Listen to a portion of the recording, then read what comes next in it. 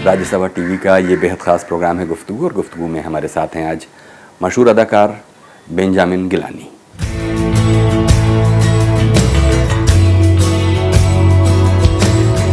Benjamin Gilani 1947 में पंजाब में जन्मे बेंजामिन गिलानी एक जाने माने अभिनेता हैं। हमने तो सोचा था कि आप लोग अपने पीछे एक आजाद देश को छोड़कर जाना चाहते हैं, मगर इसके मुताबिक तो हर छोटा मोटा प्रदेश अपने आप में आजाद हो जाएगा। राजे रजवाड़े मनमानी करने के लिए खुद मुख्तार हो जाएंगे और ये देश बनने से पहले ही तिनके तिनके बिगड़ जाएगा। बेंजामिन गिलानी का बचपन पंजाब के कई शहरों में गुजरा, जिसकी वजह उनके पिता की ट्रांसफरेबल नौकरी थी। शुरुआती पढ़ाई शिमला के बिशप कॉटन स्कूल से उन्होंने की, जहां थिएटर के प्रति उनका रुझान सामने आया। बाद में दिल्ली के सेंट स्टीफन से उन्होंने अर्थशास्त्र में स्नातक करना चाहा, मगर जल्द ही उनका इरादा बदला और नतीजतन आगे की पढ़ाई उन्होंने अंग्रेजी में की। दिल्ली यूनिवर्सिटी में पढ़ाने के दौरान ही उनकी दिलचस्पी थिएटर की तरफ होने लगी और वो नाटकों में हिस्सा लेने लगे। थिएटर के अपने शौक को आगे बढ़ाते हुए बेंजामिन गिलानी ने पुणे के फिल्म एंड टेलीविजन इंस्टीट्यूट से पढ़ाई की। उन्होंने पुणे से स्नातक की डिग्री पूरी करने के बाद 1974 में सिनेमा एक्टिंग में डिप्लोमा भी किया।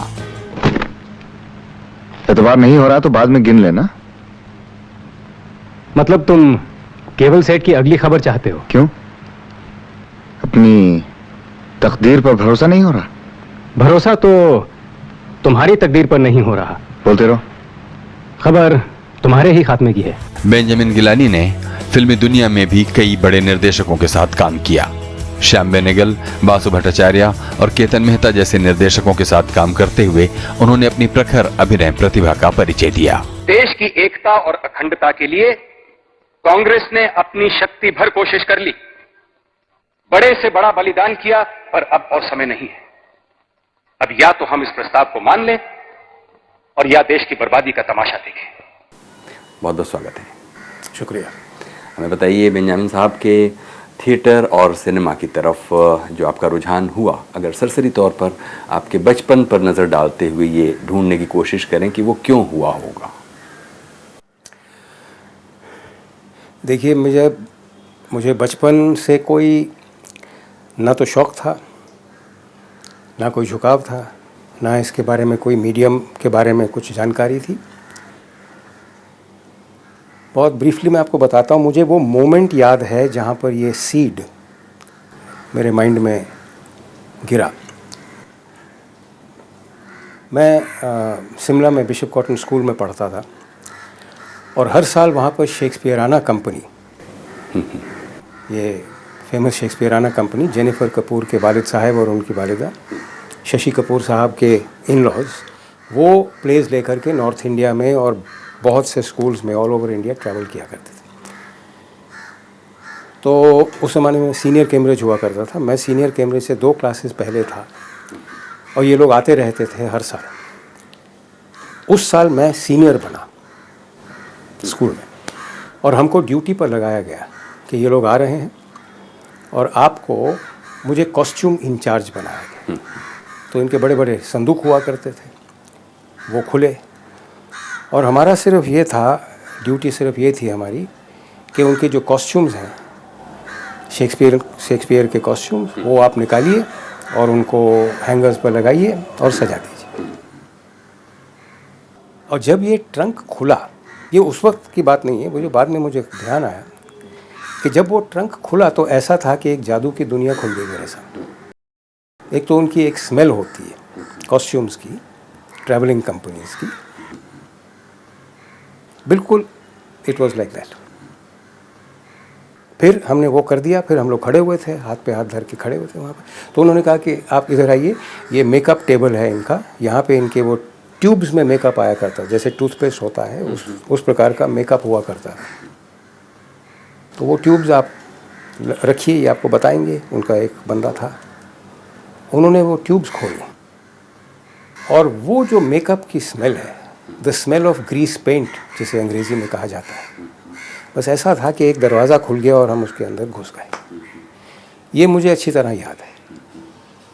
ये तो बात है शिमला की जी।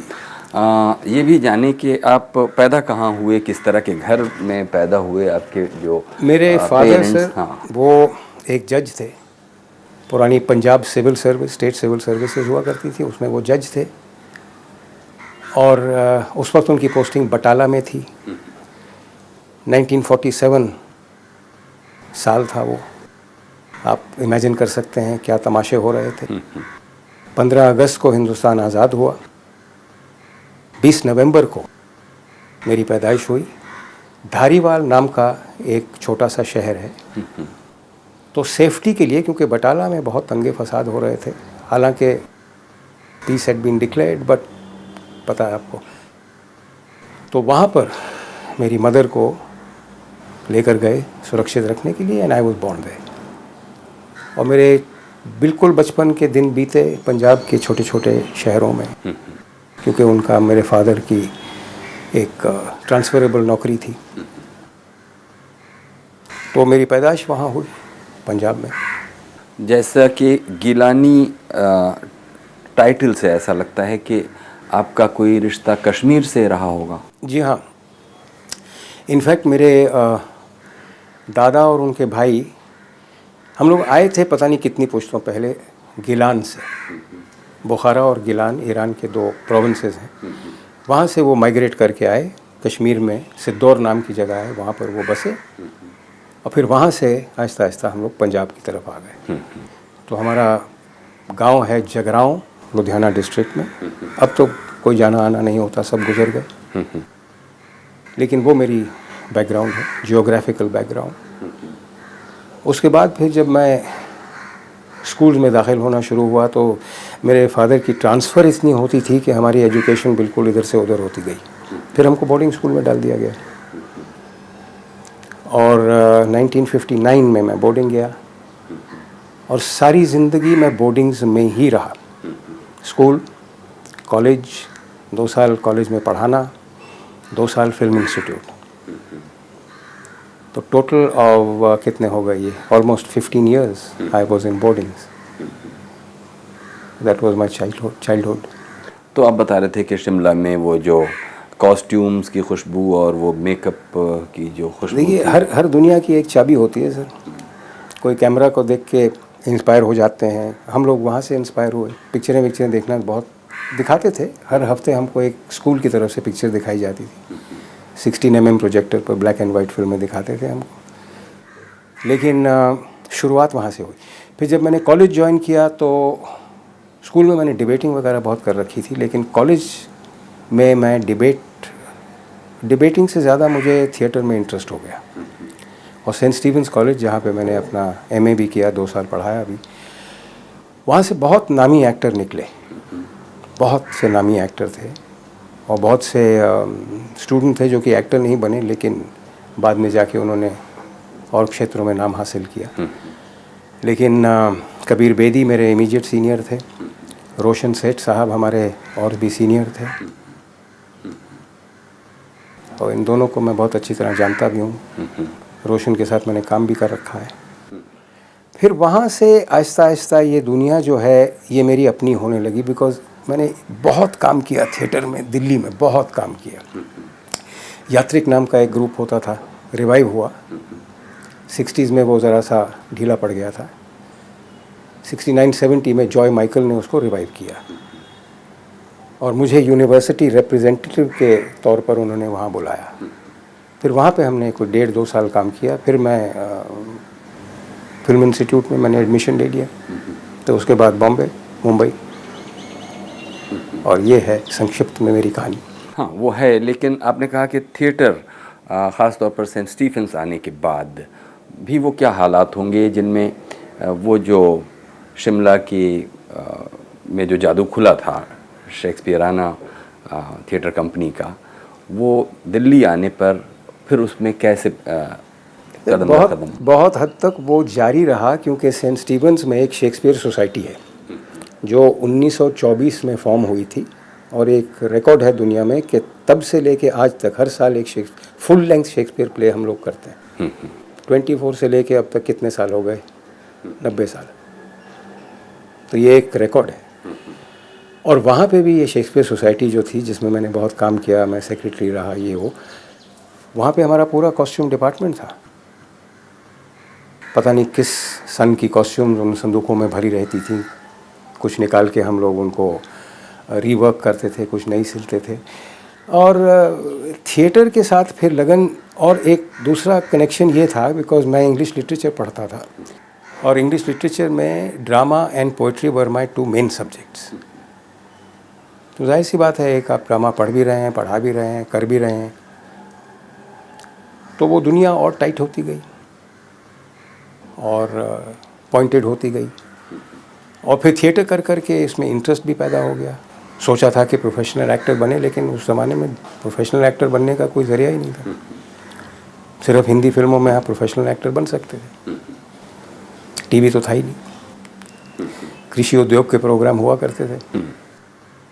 और बाहर जाना मुनासिब भी था और मुझे इनकरेज भी किया गया, हमारी जो अथॉरिटीज़ थी, कि practical aspect of drama in the classroom.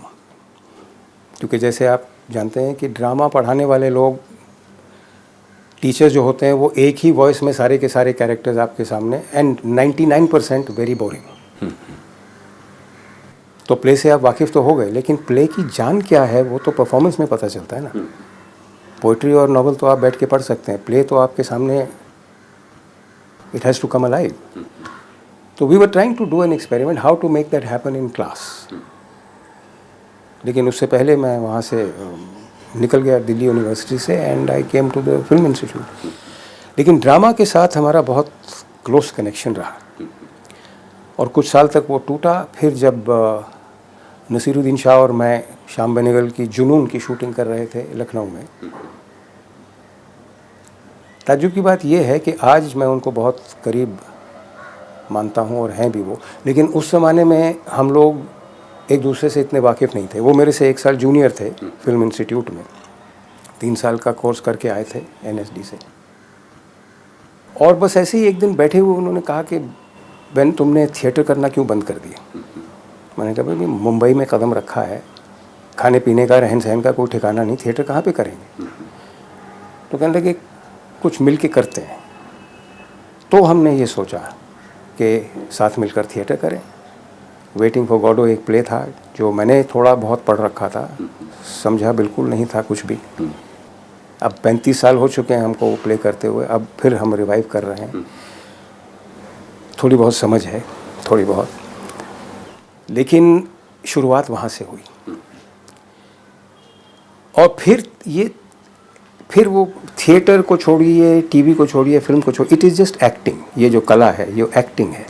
क्योंकि हम लोगों ने, मैंने, नसीर ने, बहुत से हमारे ऐसे दोस्त हैं जिन्होंने इस इंडस्ट्री में केवल ये सोचकर कदम नहीं रखा था कि हमको स्टार बनना है। वो तो everybody wants to do that. जो भी कहता है कि जी नहीं हम तो कमिटमेंट के आए हैं, कुछ नहीं, ऐसा कुछ नहीं होता है। हर बंदा जो फिल्मों में आता है, चाहे वो यहाँ हो, चाहे हॉलीवुड में कहीं भी हो, he wants to become a star.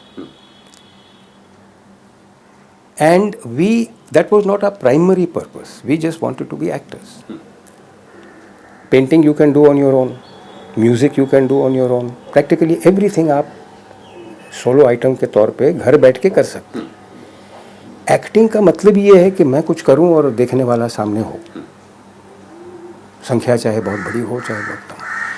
तो उस हिसाब से ये जर्नी मेरी लगातार अभी भी चली रही है। And I think I have learned quite a lot.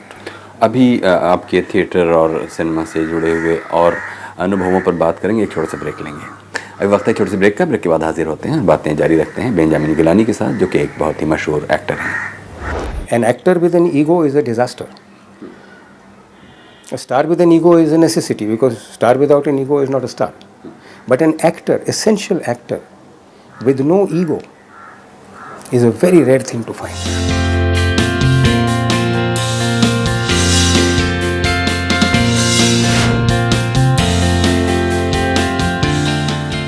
स्वागत है एक बार फिर से प्रोग्राम गुफ्तगू में। आप हैं आज बेंजामिन गिलानी के साथ, एक जाने माने एक्टर। बेंजामिन साहब, हमको आपने ब्रेक से पहले बातों में ये कहा कि हमारे और उनके व्यूज़ मिलते जुलते थे। आपने नसीर साहब का नाम लिया होगा या अपने साथी एक्टरों का नाम लिया होगा। ये व्यूज़ मिलना जुलना क्या है, इसको थोड़ा समझें, क्योंकि अगर आप एक्टिंग में हैं तो आपको कोई भी काम मिल रहा है, आपको एक कैरेक्टर परफॉर्म करना है। अब यहाँ व्यूज़ का मामला कहाँ से आता है? व्यूज़ का मामला सर आता है बेसिकली एक एक्टर की अप्रोच के बारे में जब हम बात करते हैं। कुछ एक्टर हैं जो कि भी चलो मीटर डाउन किया, काम किया, घर आए। बहुत बड़े बड़े एक्टर हैं, ऐसी कोई बात नहीं। चाहिए तो बहुत कुछ, आपको नाम चाहिए, आपको शोहरत चाहिए, आपको पैसा चाहिए, आपको अवार्ड्स चाहिए, आपको अच्छे रिव्यूज़ चाहिए, आपको दुनिया भर की चीज़ें चाहिए। लेकिन अंदर आपको क्या चाहिए? आपको क्या चाहिए?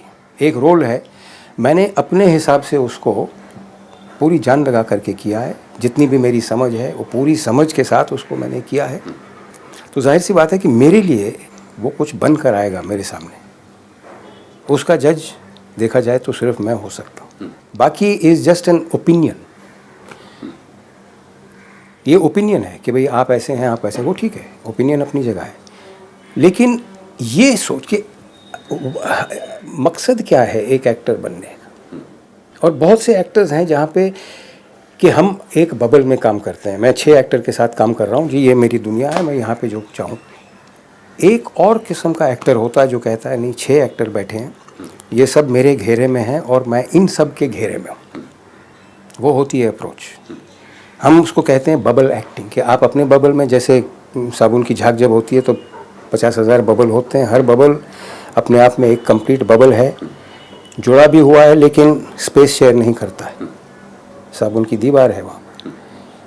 और एक होता है कि इतना बड़ा गुब्बारे के माप, वो चीज़ है, वो है। अब वो बड़ा भी हो सकता है, छोटा भी, इतना भी हो सकता है, साइज़ की बात नहीं मैं कर रहा हूँ, लेकिन उसकी जो कंप्लीटनेस है वो अपने आप में मुकम्मल है।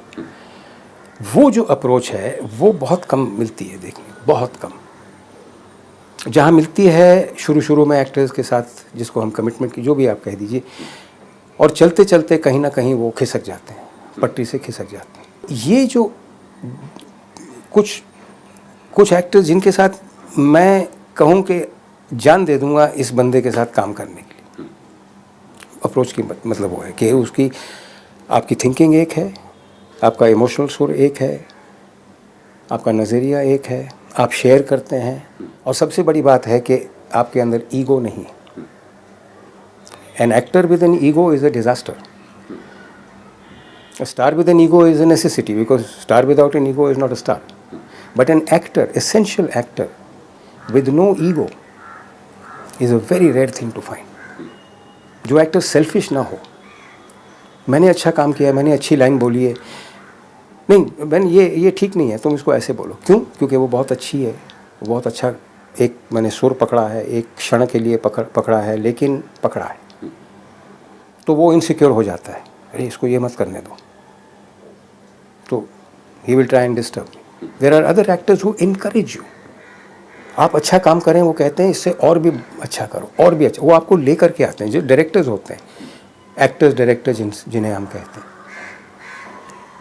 ये एक बारीकी है, but this is what I feel, and I have been fortunate to have not a number but enough for my purposes, specially in theatre, क्योंकि हमारा ग्रुप बहुत छोटा है। हमने उसको बढ़ाने की कोशिश की,